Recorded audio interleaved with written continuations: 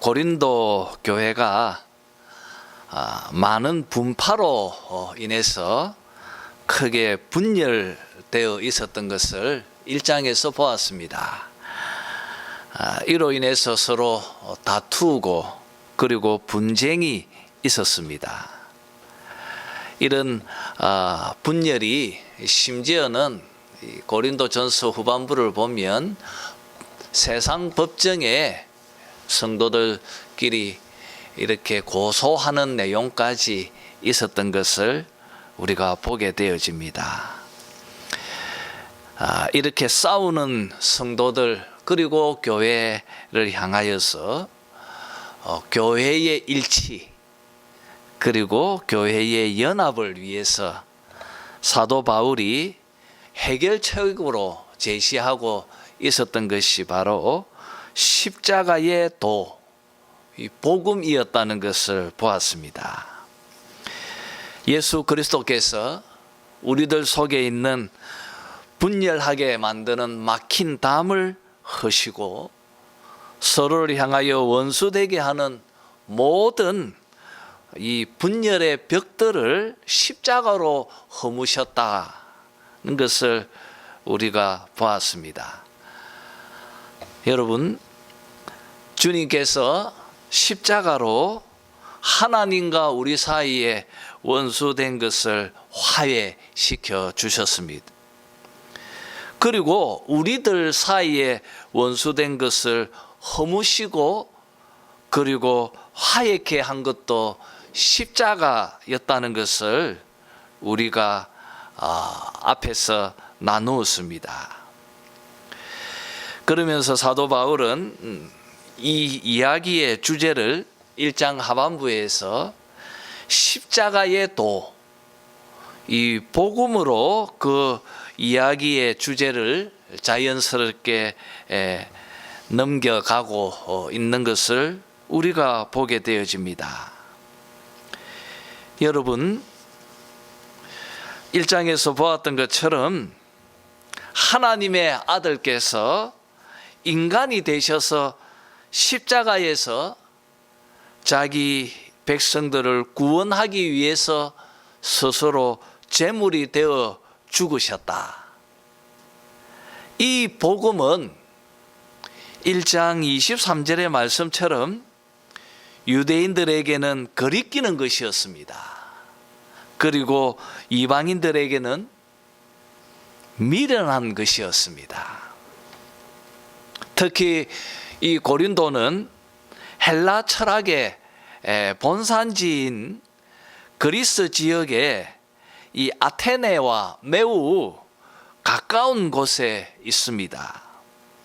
그래서 그들에게 중요한 것은 논리학, 수사학, 그리고 지혜를 중시했습니다. 이런 헬라 문화권에 사는 자들에게 이 복음은 정말 바보와 같고 어리석은 사람들의 말처럼 들렸다는 것을 우리가 1장에서 보았습니다. 신이 인간이 되어서 그토록 혐오스러운 십자가에서 죽는다. 얼마나 바보와 같고 어리석은 신인가. 누가 이런 말을 믿을 수 있는가. 이런 복음을 믿는다는 것은 불가능한 것이다. 이것이 바로 고린도 이 도시의 사람들의 복음에 대한 반응이었습니다. 누가 이렇게 어리석은 신을 믿을 수 있는가? 이 질문에 답을 하고 있는 것이 바로 오늘 우리가 다루려고 하는 이 고린도전서 2장의 논점입니다. 그래서 저는 오늘 이 2장 10절 말씀을 주절로 삼고 하나님께서는 성령을 통해 십자가에 못 박힌 예수 그리스도를 교회로 가치 있게 여기도록 하셨다. 이런 제목으로 오늘 말씀을 함께 나누려고 합니다. 자, 여러분, 오늘 설교의 시작을 14절, 15절에서 이야기를 출발했으면 합니다. 우리 한번 14절, 15절을 같이 한번 읽어봅시다. 같이 읽죠. 시작. 육에 속한 사람은 하나님의 성령의 일들을 받지 아니하나니 이는 그것들이 그에게는 어리석게 보임이요 또 그는 그것들을 알 수도 없나니 그러한 일은 영적으로 분별되기 때문이라. 신령한 자는 모든 것을 판단하나 자기는 아무에게도 판단을 받지 아니하느니라. 여러분, 이 두 구절은 오랫동안 참 잘못 오용되어져 왔습니다.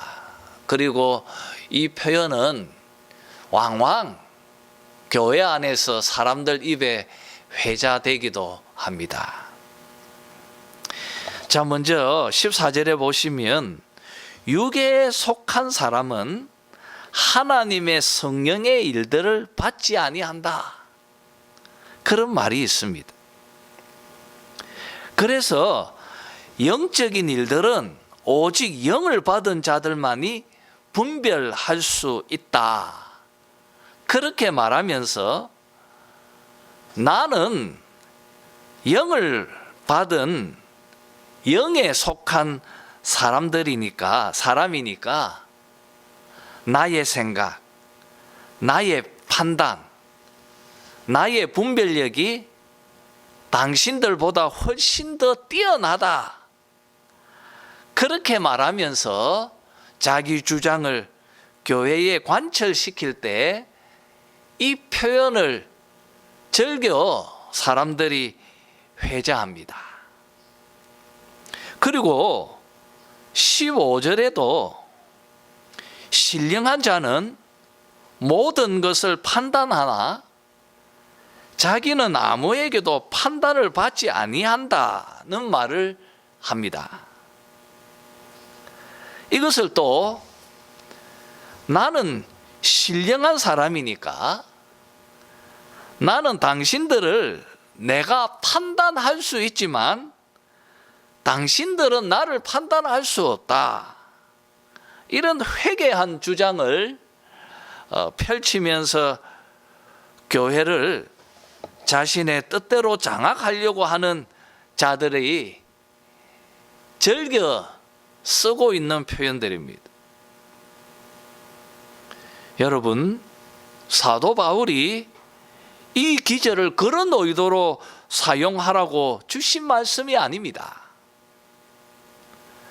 우리들은 하나님의 말씀을 자신의 오만함이나 자신의 교만함을 드러내기 위해서 인용하고 사용해서는 절대 안 되는 것입니다. 그럴 수 없습니다. 주의 말씀을 그렇게 사용할 수도 없고 했어도 안 될 것입니다. 그런데 많은 사람들이 마치 자신이 신령한 사람이라고, 영에 속한 사람이라고 상대방을 이렇게 억누르고 또 멸시할 때 즐겨 이 귀절이 사용되어지는 것을 우리가 보는 것입니다.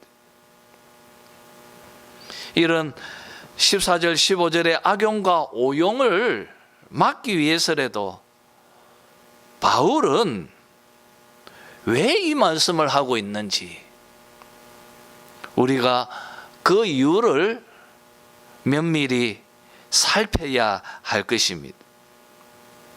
여러분, 6절에서 16절 말씀에서 사도 바울이 말하고자 하는 요점을 담고 있는 기절이 바로 10절의 말씀입니다. 오늘이 주절이죠. 같이 한번 읽어볼까요? 10절입니다. 다 같이 읽겠습니다. 시작. 오직 하나님이 성령으로 이것을 우리에게 보이셨으니 성령은 모든 것, 곧 하나님의 깊은 것까지도 통달하시느니라. 자, 여기서 오직 하나님이 성령으로 이것을 우리에게 보이셨다, 그렇게 말합니다. 이것이 중요한 표현입니다. 오늘 설교에 제가 제목으로 적어 놓은 말씀입니다. 오직 하나님이 성령으로 이것을 우리에게 보이셨다. 자, 여러분, 성령으로 무엇을 우리에게 보이셨다고 했습니까? 자, 여기서 10절에서는 이것을 그렇게 말하고 있죠. 이것은 무엇이죠? 이것은 구체적으로 문맥적으로 볼 때 무엇을 의미합니까? 7절에서 잘 말하고 있습니다. 7절에 보면 오직 엄밀한 가운데 있는 하나님의 지혜, 오직 엄밀한 가운데 있는 하나님의 지혜, 하나님의 지혜를 지금 말하고 있는 것입니다. 하나님의 지혜. 이 하나님의 지혜는 뭡니까? 이 하나님의 지혜는 뭐죠? 8절에 나오죠. 이 지혜는 이 세대의 통치자들이 한 사람도 알지 못하였나니 만일 이 지혜를 알았다면 영광의 주를 십자가에 못 박지 아니하였으리라 말하고 있죠. 그게 무엇입니까? 이 지혜를 알았다면 사람들이 예수를 십자가에 못 박지 않았을 것이다. 그 무엇입니까? 바로 복음이죠. 예수 그리스도께서 하나님께서 보내어 주시겠다는 그리스도이시고 메시아이시고 그가 성경의 약속대로 우리를 위해서 십자가에서 제물로 죽으셨다. 바로 이 복음을 의미하는 것입니다. 여러분, 하나님의 지혜, 예수 그리스도의 복음, 바로 이것이 10절에서 표현되어지고 있는 이것입니다. 여러분, 원래 이 복음은요, 엄밀한 가운데 감추어져 있던 것이라고 바울은 7절에서 말합니다. 베일에 가려져 있었다는 것이죠. 여러분, 지금 여러분 앞에 책상이 있다고 생각해 보십시오. 그리고 그 책상 위에 식탁보가 덮여져 있습니다. 그 식탁보 아래에 무엇인가 볼록하게 튀어나와 있는데 그것이 무엇인지 알 수 없습니다. 그것을 확실히 알기 위해서는 식탁보를 걷어내어야 합니다. 그래야 그 물건이 무엇인지를 우리는 정확하게 알 수 있습니다. 지금 바로 이것을 바울은 10절에서 말하고 있는 것입니다. 여러분, 책상 위에 놓여져 있는 그 식탁보 아래에 가려져 있던 것이 바로 복음이라는 것입니다. 예수 그리스도의 십자가의 도입니다. 그것이 바로 10절에서 말하고 있는 이것입니다. 그리고 하나님의 지혜입니다. 그렇다면 여러분, 이 식탁보에 해당되는 건 무엇이겠습니까? 9절 말씀에 기록된 바 이렇게 시작하죠. 기록된 바. 이 표현처럼 그것은 구약의 말씀입니다. 구약의 말씀입니다.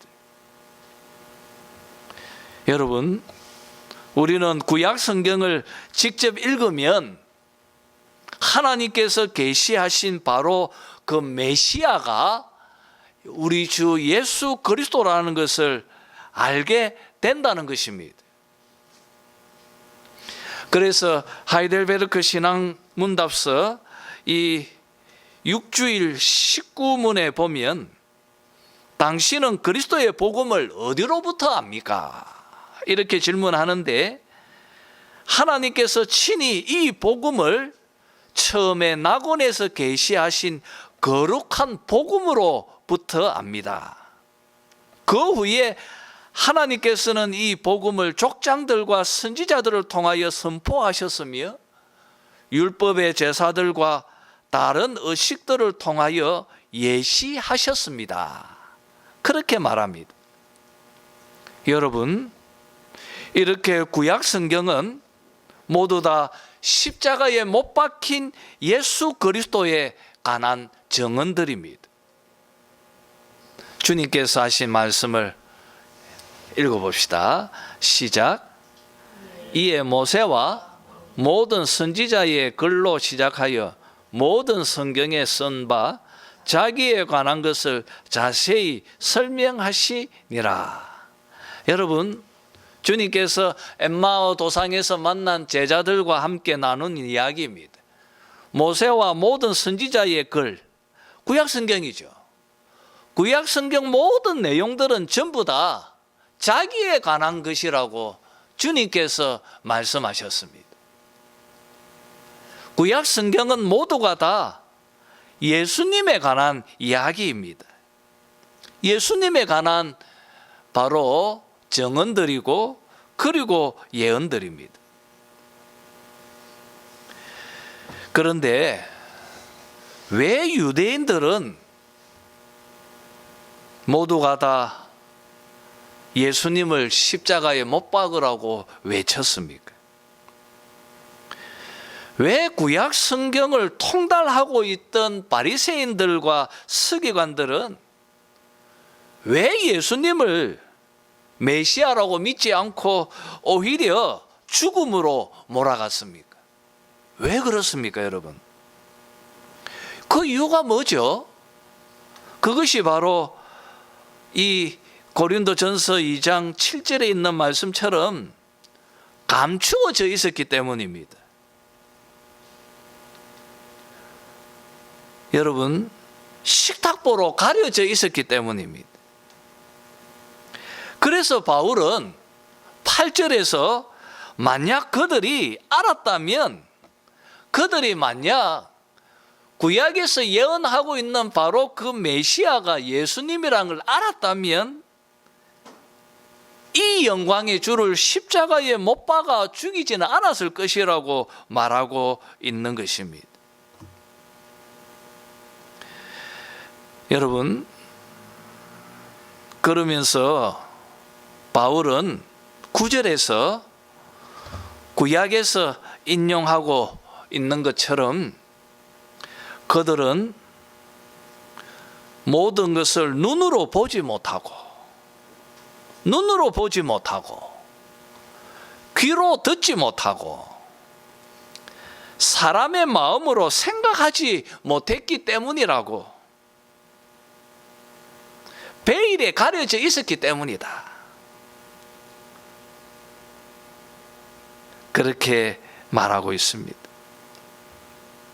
왜 십자가의 도가 감추어져 있었을까요? 왜 바리새인들은 보지 못했습니까? 하나님께서 불명확하게 만드셨기 때문에 그렇습니까? 하나님께서 아예 못 보도록 십탁보를 덮어버렸기 때문에 그런 것입니까? 왜 그들이 보지 못했습니까? 왜 그들은 예수님이 바로 구약에서 예언하고 있는 메시아라는 것을 왜 믿지 않았습니까? 하나님이 가려버렸기 때문에 그런 것입니까? 아닙니다. 아닙니다.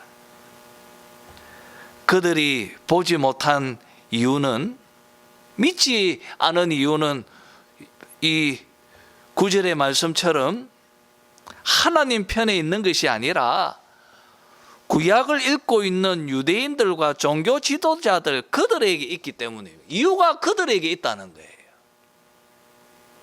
그들의 눈이 감겨져 있었고, 그들의 귀가 닫혀 있었고, 그들의 마음이 굳어져 있었기 때문이라는 것입니다. 여러분, 사실 9절에 있는 이 구약의 인용 귀절은 없어요. 구약을 찾아보면 이 귀절을 어디에서 인용했는지 우리는 알 수 없습니다. 바울이 구약의 어떤 귀절을 인용했다기보다는 구약의 내용을 이렇게 정언하는 그런 내용들은 왕왕 있습니다. 아마 그런 내용을 요점으로 기록해 놓은 것으로 여겨집니다. 논점은 우리 하나님은 구약을 통하여 그리스도의 복음을 명확하게 계시하셨는데 그들이 타락했기 때문에, 그들이 죄로 범죄했기 때문에 유대인들도 눈이 감겨져 버리고 귀가 닫혀버리고 마음이 굳어져 버렸다는 것입니다. 이것뿐 아니라 헬라인들도, 이방인들도 똑같이 그들도 범죄하고 타락했기 때문에 아무리 이 구약의 예언의 말씀을 통하여 예수님이 메시아라고 하는 것을 설명해 주어도 그들은 알려하지 않았다는 것입니다. 그래서 은밀하게 남겨져 버렸고, 그리고 덮여져 버렸고, 신비처럼 남겨져 버렸다는 것입니다. 그런데 여러분, 6절에 있는 말씀처럼요, 그러나 우리가 온전한 자들 중에서는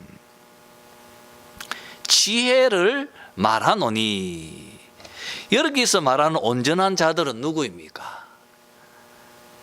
여기서 표현하는 바로 우리, 이 온전한 자들은 복음을 마음으로 믿고 교회로 나와서 하나님을 경배하는 바로 성도들, 우리들입니다.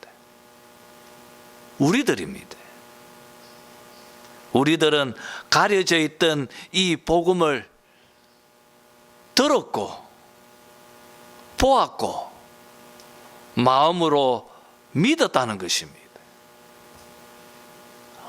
어떻게 이런 일이 가능할 수 있었습니까?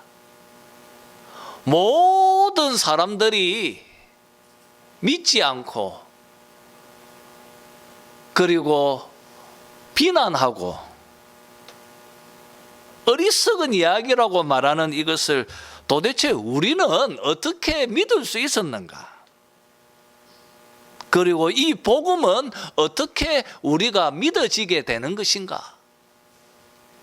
이 질문에 답을 바울은 10절에서 밝히고 있는 것입니다. 그 이유는 오직 하나님이 성령으로 우리에게 보여주셨기 때문이다. 오직 하나님이 성령으로 이것을, 이 복음을 우리에게 직접 보여주셨기 때문입니다. 그들은 보지 못했고 듣지 못했고 그리고 믿으려 하지 않았지만 우리는 성령으로 말미암아 성령을 통하여서 이것을 보았고 들었고 마음으로 믿게 되어졌다고 바울은 말하고 있습니다. 성령께서 이 일을 이루셨다고 말하는 것입니다. 여러분, 주께서 성령을 사용하신 이유가 무엇입니까? 사도는 10절 하반부에서 설명합니다. 그것은 성령은 모든 것, 곧 하나님의 깊은 것까지도 통달하시기 때문입니다. 11절에서 이 설명을 계속합니다. 사람의 사정은 사람 속에 있는 영 외에는 누가 알리요? 당연한 이야기지 않겠습니까? 나를 아는 것은 나의 영, 나의 자아뿐인 것입니다. 이처럼 바울도 하나님도 그러하시다고 지금 말하고 있습니다. 11절 하반절이죠. 이와 같이 하나님의 일도 하나님의 영 외에는 아무도 알지 못하느니라. 여러분, 이렇게 닫혀있는 마음, 감겨있는 눈, 그리고 또 닫혀있는 귀를 여셔서 우리로 십자가의 도를 믿고 예수님을 구약에서 오랫동안 예언하신 바로 그 그리스도라는 것을 알게 하신 분은 성령이라는 것입니다. 성령께서 그 일을 하신다는 것입니다. 자, 그러면 여러분, 이 성령은 어디로부터 우리 가운데 오십니까? 어디로부터 오죠? 12절에 나오죠. 어디로부터 왔습니까? 오직 하나님으로부터 온 영을 받았으니. 하나님으로부터 온 영입니다. 성령은 하나님으로부터 우리 가운데 오셨습니다. 무엇을 구체적으로 지칭할까요? 성령은 하나님으로부터 우리 속에, 우리 가운데 오셨습니다. 이 사건을 명확하게 설명하고 있는 것이 바로 사도행전 2장에 있는 이 오순절 성령 강림 사건을 지금 지칭하고 있는 것입니다. 여러분, 예루살렘 교회에 임한 이 오순절 날 이 마가다락방에 임한 이 성령 강림 사건은 예수님께서 친히 강조하며 예언하셨던 것입니다. 우리는 이 내용을 요한복음 14장에서 이 16장까지 계속되어지는 주님께서 마가다락방에서 말씀하셨던 고별 강화 속에서도 알게 되어집니다. 주님께서 잡히시기 전날 밤에 마가다락방에서 마지막 설교를 하셨습니다. 나는 너희들을 떠날 것이라고 말씀하셨습니다. 내가 떠나면 자신의 영이신 보혜사 성령님을 너희들에게 보내어 주겠다고 약속하셨습니다. 성령께서 너희들 가운데 오시면 성령이 너희를 진리 가운데 인도하고 너희의 죄를 책망하고 너희를 말씀을 깨닫게 하고 복음을 온전히 알게 하시겠다고 약속하셨습니다. 그리고 주님의 약속대로 오순절날 성령께서 급하고 강한 바람처럼 불의 혀처럼 교회 가운데 임하셨습니다. 교회 가운데 오신 성령께서 성도들의 마음의 눈을 열뜨게 해주시고 얼어붙은 마음을 녹여주시고 성도들의 귀를 열어주셔서 그들로 복음을 온전히 깨닫고 알게 하셨습니다. 그래서 그들이 복음에 완전히 헌신하게 되어진 것입니다. 지금 바로 이것을 바울이 12절에서 우리가 하나님으로부터 온 영을 받았다라고 지금 표현하고 있는 것입니다. 여러분, 사도 바울을 생각해 보십시오. 그는 예수님의 이 모든 이야기들은 모세의 율법을 반하는, 예수는 이단자라고 생각했습니다. 그는 어렸을 때부터 가마리엘 문화에서 철저하게 율법을 공부하고 구약의 말씀을 통달하고 있었던 사람이었습니다. 그런데도 그는 예수를 믿지 않았습니다. 오히려 예수를 믿는 자들을 잡아 죽이는 일에 열심이었습니다. 그런데 그가 다메섹 도상에서 부활의 주님을 만났습니다. 눈이 멀어버렸습니다. 광명의 빛 가운데에서 주님을 만났기 때문입니다. 그는 성령을 받았고 그의 영 안에 눈이 띄어지고 복음을 깨닫고 알게 되어졌습니다. 그래서 복음에 헌신하는 전도자가 되어진 것입니다. 여러분, 바울이 어떻게 이렇게 변화되어질 수 있었습니까? 그의 마음속에 성령께서 오셨기 때문입니다. 성령께서 이 일을 행하셨기 때문입니다. 이것은 사도 바울이 자신의 삶을 통하여 증명하고 있는 것이고 또 당시의 제자들이 직접 보여준 것이기도 합니다. 베드로도 그랬고 모든 사도들이 오순절 성령 강림으로 그의 삶이 바뀌었던 것을 보게 되어집니다. 그래서 여러분 12절 13절을 보시면 계속 우리가 우리로 우리에게 우리가 이렇게 우리라는 표현을 강조하면서 자기 자신을 이 말씀에 포함시키고 있는 것을 우리가 보게 되어지는 것입니다. 여러분, 성령께서 행하신 것입니다. 전적으로 성령께서 우리의 눈을 뜨게 하시고 길을 열어주시고 마음을 녹여주셨기 때문입니다.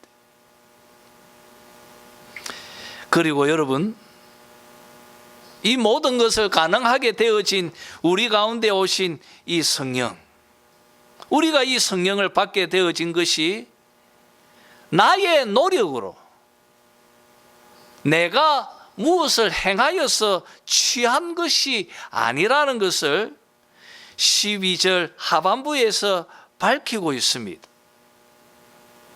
여러분, 우리가 성령을 받게 되어진 것, 하나님께서 우리에게 오순절날 성령을 보내어 주신 것, 하나님께서 우리에게 은혜로 주신 것이다. 은혜로 주신 것이다. 값없이 그냥 주신 선물이다. 여러분, 우리가 성령을 받아서 예수를 온전히 그리스도로 고백하게 되어진 것, 복음을 온전히 깨닫고 진리 가운데 헌신하고 살게 되어진 것, 모든 것은 하나님이 우리에게 주신 은혜이다. 그러니 우리가 자랑할 것이 없습니다. 절대로 그렇습니다. 우리는 이 12절 하반절 표현처럼 성령으로 거듭난 자들은 오직 낮아져야 합니다. 겸손해야 합니다. 왜냐하면 우리 자신이 한 것이 하나도 없기 때문입니다. 모든 것은 성령께서 행하셨기 때문입니다. 그저 우리는 감사해야 할 뿐입니다. 그런데 교회 현장을 보면 그렇지 않습니다. 성령에 대해 너무나 많은 오해와 오용이 있습니다. 어떤 교단은 지금도 똑같이 급한 바람처럼 불의 혀처럼 오순절 성령을 받아야 된다고 막 그렇게 가르치고 있는 것을 봅니다. 또 어떤 사람들은 이 신앙의 체험을, 이 성령의 체험을 신앙의 체험으로 그렇게 강조하고 요구하는 그런 교단들도 있습니다. 그래서 성령의 은사를 받은 사람과 받지 못한 사이에 계층을 나누어서 성령 체험을 받은 사람을 영에 속한 사람이라고 말하고, 성령 체험을 받지 못한 사람은 육에 속한 사람이라고 심지어 성도들 사이를 갈라놓는 이런 황당한 일들이 교회 안에 일어나고 있는 것을 봅니다. 이것은 모두가 다 잘못된 것입니다. 말씀을 오용하는 것입니다. 성령으로 말미암은 것은 자랑할 것이 하나도 없습니다. 오히려 성령으로 말미암은 자들은 낮아져야 하고 겸손해야 합니다. 그리고 우리가 복음을 마음으로 믿고 예수 그리스도를 믿게 되어진 것, 이것, 우리가 성령으로 말미암아 복음을 믿게 되어진 것, 이것 외에는 그 어떤 것도 우리 속에 성령이 계신다고 하는, 우리가 영에 속한 자라는 우리를 증명하는 것 외에는 없습니다. 여러분, 오늘 말씀에서 바울이 말하고 있는 논지를 놓쳐서는 안 됩니다. 뭘 말하려고 하는 것입니까? 하나님께서 왜 교회에 성령을 보내주셨습니까? 그리고 그 성령께서 우리 가운데 오셔서 행하시는 일은 또 무엇입니까? 그것은 사람의 생각으로는 도무지 어리석고 거스르고 미련한 것으로 보이는 이 십자가에 못 박혀 죽으신 예수를 마음으로 믿게 하는 것입니다. 마음의 벽을 허물고 영 안의 눈을 띄어서 영의 길을 열어 예수를 믿게 하는 것입니다. 이것이 바로 성령을 하나님께서 우리에게 주신 이유이고, 지금 바울이 말하고 있는 말의 논점이고 오늘 설교의 주제입니다. 그래서 바울은 14절에서 여러분, 육에 속한 사람은, 육에 속한 사람 누구입니까? 어떤 사람이 육에 속한 사람이죠?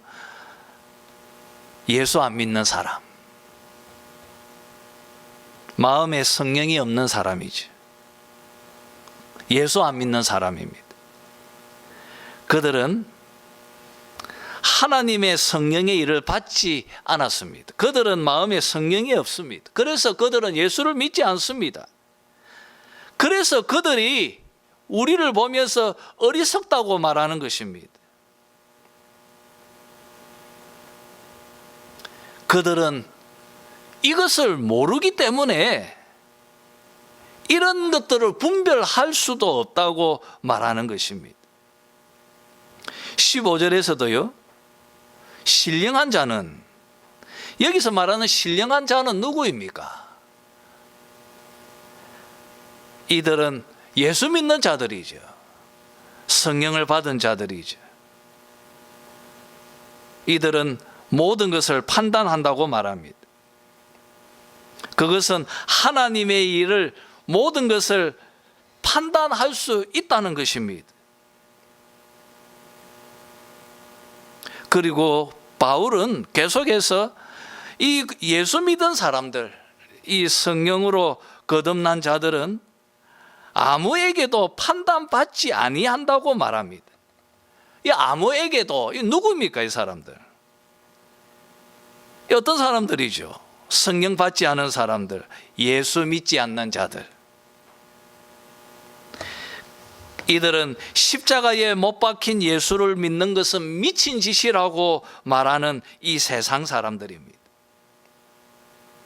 여러분, 이 말은 예수 믿은 자들, 성령 안에 거한 자들은 예수 믿지 않는 자들, 육에 속한 자들, 그들의 말들에 지배당하지 않고 그들의 말에 마음이 휘둘리지 않는다는 말을 지금 하고 있는 것이지 않습니까? 여러분, 그래서 바울은 16절에서 애초 성령을 받지 않는 자들, 예수 믿지 않는 자들, 그래서 성령이 없는 자들, 성령이 그의 마음을 녹여주지 않은 자들, 그들을 향하여 누가 하나님을 가르치고 복음을 믿을 수 있겠느냐? 성령께서 하셔야지. 우리 인간들이 그들의 마음을 어떻게 열 수 있겠나? 지금 바울이 말합니다. 그러나 우리는 그리스도의 마음을 가졌습니다. 우리 안에 성령이 있습니다. 우리는 세상과 다릅니다. 그들과도 다릅니다. 육에 속한 자들과도 다릅니다. 우리는 성령을 받은 자들입니다. 예수를 주라 고백하고 있기 때문입니다. 그래서 우리 안에 성령이 계심을 우리는 확인케 되어집니다. 여러분, 얼마나 놀라운 특권입니까? 바울은 본문에서 이것을 강조하고 있습니다. 지금 여러분, 예수 믿지 않는 우리 고린도 도시에 있는 세상 사람들은 예수 믿는 자들을 향하여 비난합니다. 어리석다고 말합니다. 이상한 말을 하고 다닌다고 말합니다. 그리고 여러분, 이들은 사실 세상 사람들에 비해서 볼품이 없습니다. 가난했습니다. 노예들이 많았습니다. 힘이 없는 자들처럼 보여집니다. 그래서 그들의 말을 들으면서 마음이 위축되고 어떨 때는 열등감을 가질 때도 있었습니다. 여러분, 예수 믿지 않는 사람들의 따가운 눈총, 그것을 고린도 교인들이 온전히 버티면서 지내야 했습니다. 어떨 때는 그 눈총에 주눅이 들 때도 있습니다. 그러나 여러분, 우리는 하나님의 영을 받았습니다. 이 만물을 지으신 하나님을 우리 마음에 담았습니다. 그분께서 우리의 마음에 굳어진 마음을 녹여주시고 우리의 눈을 밝혀주시고 우리의 길을 열어주셔서 예수를 믿게 하셨습니다. 하나님의 영을 품고 있다는 것만으로 우리는 얼마나 부유한 자들인가, 얼마나 놀라운 특권을 가진 자들인가. 우리는 모든 것을 가진 자들이다. 세상 사람들보다 너희들이 훨씬 더 부유한 자들이다. 지금 바울은 본문에서 이것을 강조하고 있습니다. 사랑하는 성도 여러분, 똑같이 말씀으로 오늘 우리들에게 하나님께서 주고 계십니다. 너희들이 하나님의 영을 받은 특권을 누린 자들이고 세상에서 가장 부유한 자들이라고 한다면 이 세상 속에서 정말 책임감 있는 성도로 살아야 하지 않겠는가 말하고 있습니다. 우리 안에 성령을 주셔서 예수를 믿게 하시고 십자가의 도를 붙들고 살게 해주신 하나님께 감사하고 그분께 찬양과 영광을 돌리면서 하나님이 기뻐하시는 그런 삶을 살아가는 여러분 되시기를 주님의 이름으로 축원합니다.